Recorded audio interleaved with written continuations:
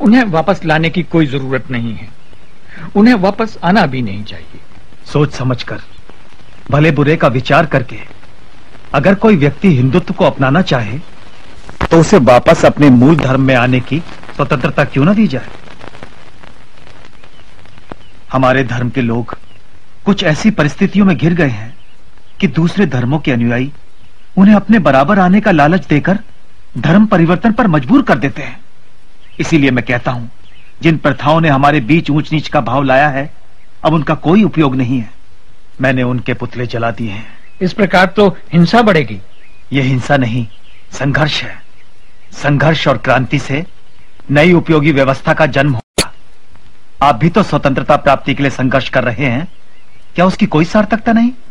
मेरा आग्रह इस बात पर है कि आजादी उचित और नैतिक साधनों से प्राप्त हो। लोग अहिंसा के मार्ग पर चलें। इतने विशाल देश को स्वाधीन कराना है। शत्रु भयंकर साधन संपन्न है, उसका सामना बिना हथियारों के कैसे संभव है? शत्रु के पास इतने ज्यादा हथियार हैं कि हम अपने थोड़े से हथियार लेकर उनके साथ बिल्कुल लड़ाई नहीं लड़ सकते। और फिर केवल इसी कारण मैं अहिंसा के मार्ग पर नहीं चल रहा। मेरा विश्वास है कि अहिंसा पूर्वक बर्ताव करने से हिंसक मनुष्य का हृदय परिवर्तन होगा। यदि एक गाल पर तमाचा खाने के बाद हम दूसरा गाल पेश करेंगे तो हमें दूसरे तमाचे के स्थान पर स्नेह मिलेगा।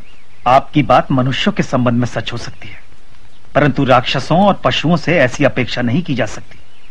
जिन हत्यारों ने जलियांवाला बाग में सैकड़ों निर्दोष निरपराध लोगों को गोलियों से भून डाला, उन्हें दूसरा अवसर नहीं दिया जा सकता। श्री कृष्ण को अंत में कंस और शिशुपाल का वध करना ही पड़ा। देश की रक्षा के लिए सेनाएं तो चाहिए। संपूर्ण अहिंसा का लक्ष्य असंभव है। महान लक्ष्य चाहे कितनी दूर हो, उसे सामने रख करके ही हम उसके निकट कहीं पहुंच सकते हैं। हमें उसकी ओर चलना है, उसी ओर चलना है।